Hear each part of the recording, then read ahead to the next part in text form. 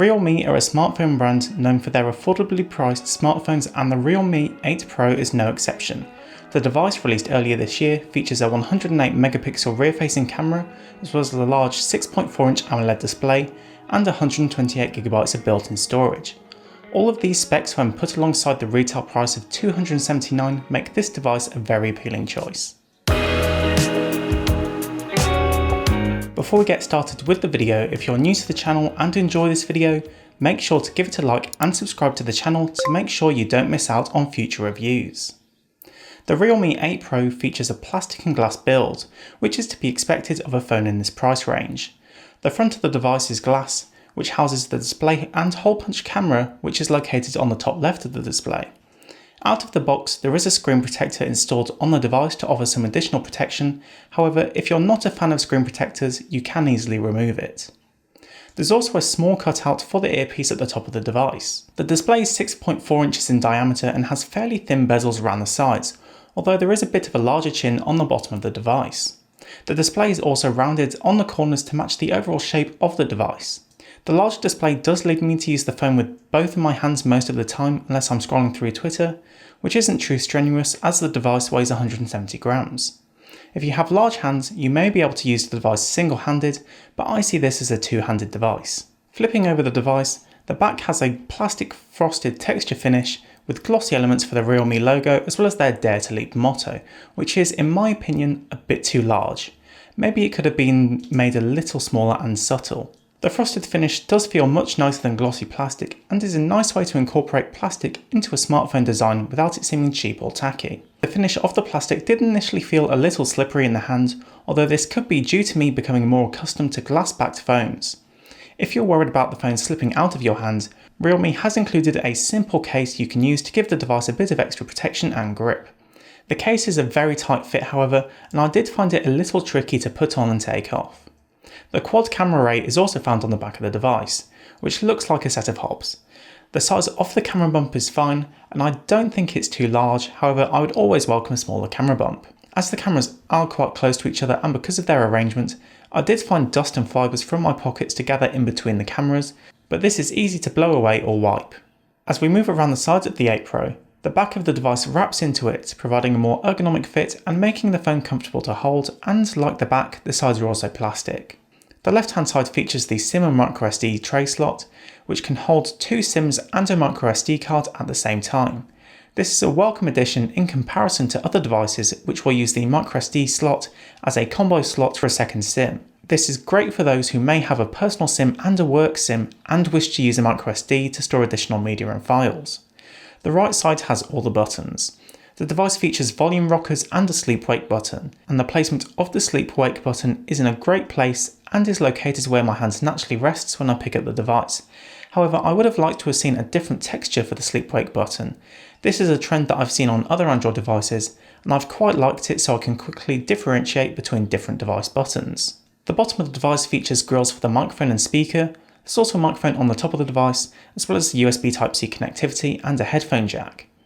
I'm glad to see that headphone jacks are still around on more budget-focused devices, as it means that you'll have a wider selection of headphones and earbuds that you can use with the device.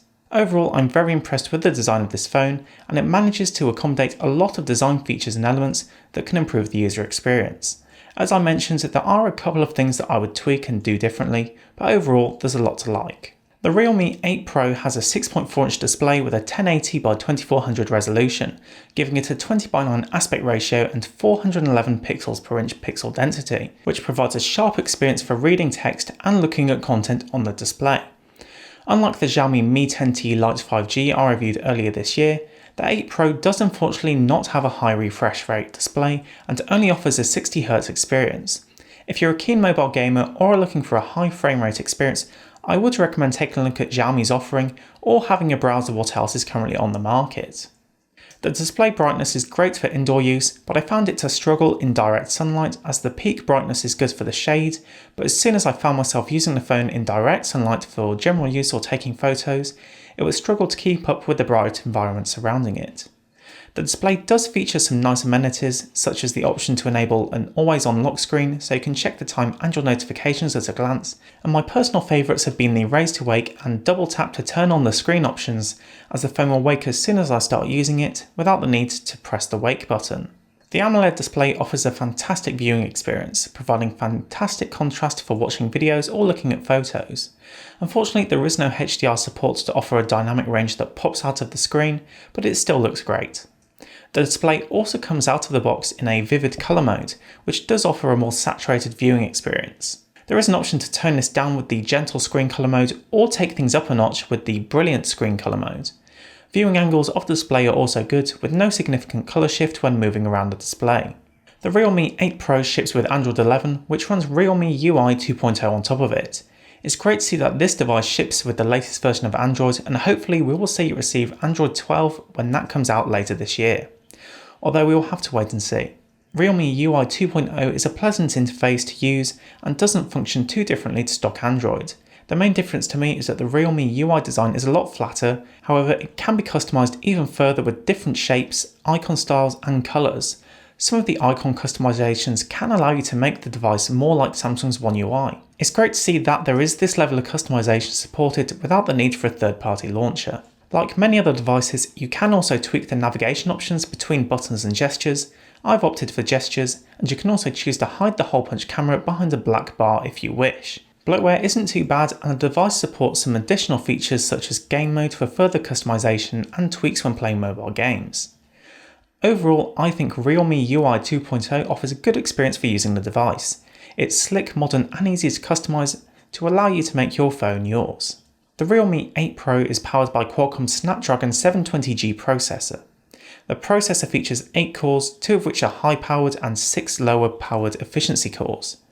This provides a good experience and performance for day-to-day use, such as social media usage, listening to music and streaming video.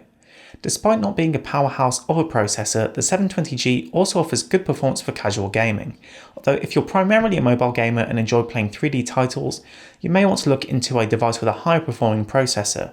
Nevertheless, I was able to play some Real Racing 3 without any noticeable lag, although the game did reduce the graphics quality to aid performance. If you're interested in benchmark stats to compare the Realme 8 Pro against your own device, the device scored a Geekbench 5 CPU score of 568 for single-core performance and 1681 for multi-core performance. The device scored 1056 on 3D Mark's Wildlife Graphics benchmark. As far as wireless connectivity goes, the device supports Wi-Fi 5 connectivity, as well as Bluetooth 5.0 and NFC for making contactless payments with Google Pay. The device supports 2 biometric unlocking methods to allow you to conveniently unlock your device. Both face and fingerprint unlocking methods are supported. Unfortunately, face unlocking is not the most secure method as it uses the front-facing camera to authenticate, versus an infrared unlocking system that is found on devices such as the iPhone. For this reason, I would recommend you use the fingerprint unlocking method if you choose to use biometric unlocking. The fingerprint reader is okay, and it is located underneath the display, but I did find my finger completely unrecognisable at times, which was quite annoying. More recently, I found a fingerprint sensor to perform a little better after re-registering my fingerprint, but to find myself needing to do this to make it usable was not very impressive. The sound quality of the speakers isn't great.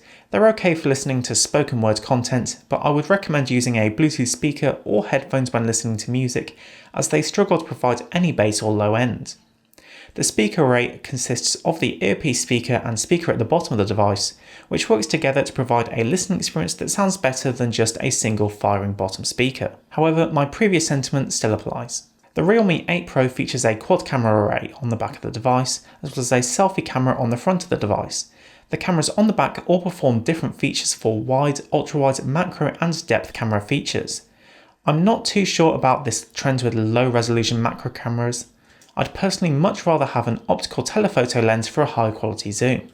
The main wide camera is an f1.9 26mm 108 megapixel camera, which will provide high resolution images, with the ultra wide being an 8 megapixel f2.3 16mm camera. Both the macro and depth cameras are 2 megapixel f2.4 cameras. Overall, photos that come out of the camera are good, however some of the photos look oversaturated, particularly photos taken outdoors and of landscapes.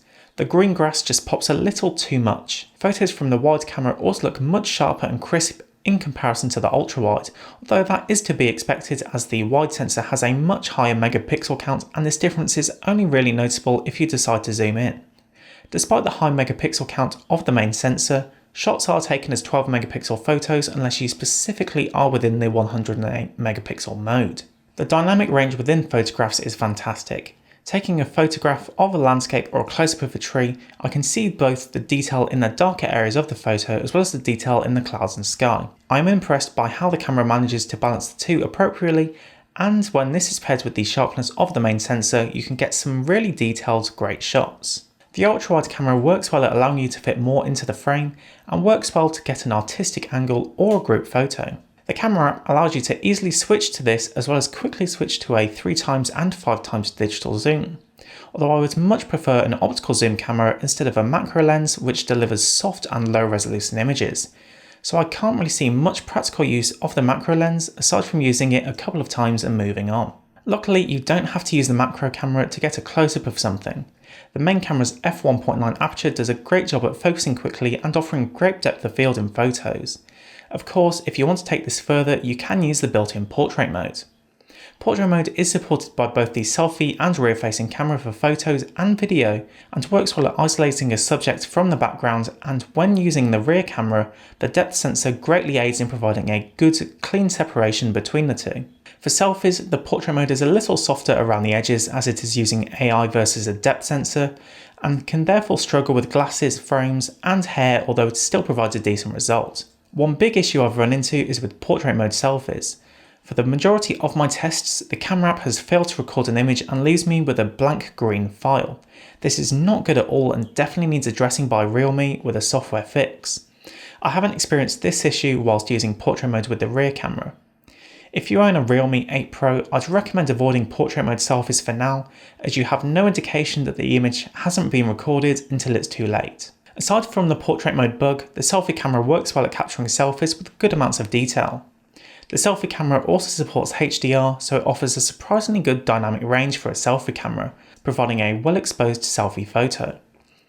When it comes to filming videos on the Realme 8 Pro, the device can film 4K at 30 frames a second and 1080p at 30, 60, 120 and 480 frames a second. And if you really want to slow things down, 720p at 960 frames a second. It is worth noting that you can't use the ultra-wide lens at 4K resolution or at 60 fps. One thing that I was very impressed by with the camera app is the ultra steady mode for video, which provides incredibly stable image stabilization for video. Surprisingly, this feature isn't on by default when filming video, so I'd highly recommend turning it on as it does make a great and worthwhile difference. Within the camera app, there are a range of different modes and features that you can make use of to take photos and record videos.